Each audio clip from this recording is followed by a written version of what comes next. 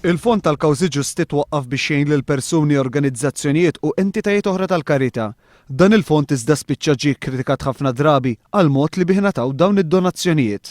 Min analiżi li kien għamel One News ħareġ li bejn l-2008 u l-2010 kważi €9 miljun mill-Fond tal-Kawżi Ġusti marru fid-distretti ta' Tonio Fenek, Jason Azzoppardi u Robert Arrigo. Dawn it-tlieta l-kol kienu jaqgħu taħt il-Ministeru tal-Finanzi, illi taħtu jaqa' dan il-fond. Iżda r-rapport li għamel l-Awditur Ġenerali kopri perjodu ferm usa minn hekk u jagħmel analiżi anke tal-flus li ntefqu minn dan il-fond fi żmien li Lorenz Gonzi kien Ministru tal-Finanzi qabel l-aħħar elezzjoni ġenerali. Fl-analiżi li għamel l-Awditur Ġenerali sab li bejn is-sena 2006 u l-2008 kien hemm 9 benefiċjarji li bejniethom ħadu somma ta' kważi €900,000 mingħajr ma sottomettew applikazzjoni. Min-naħa l-oħra bejn l-2009 u l-2010 dawk li ma sottomettewx applikazzjoni u ħadu flus xorta waħda kien ta' 2.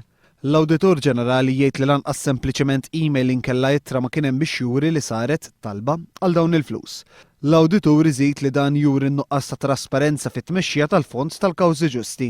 Bl-istess mod jgħid l-Awditur fl-investigazzjoni li għamel huwa ma sab l-ebda evidenza dwar kif intużaw dawn il-fondi. Fil-fatt huwa jsemmi 29 benefiċjarju li bejniethom jammontaw għal nofs il-fondi li nataw illi ma pprovdew l-ebda evidenza ta' kif intefqu l-flus. Bejn l-2009 u l-2010 l-Awditur Ġenerali jsemmi 3 organizzazzjonijiet li nataw flus aktar mill-li suppost, fuqet mill-każi l-ammont qabeż bi kważi €100,000. 12 benefiċjarju ieħor nataw kważi €900,000 bejniethom qabel ma listew il-proġett propost. Dan għall-Awditur Ġenerali jista' jwassal għal riskju li l-flus li nataw ma ntużawx għall-għan aħħari tagħhom. 5 applikanti oħra nataw €160,000 mingħajr ma sottomettew riċevuti fiskali fil-waqt li 4 oħra issottomettew biss uħud minn dawn ir-riċevuti.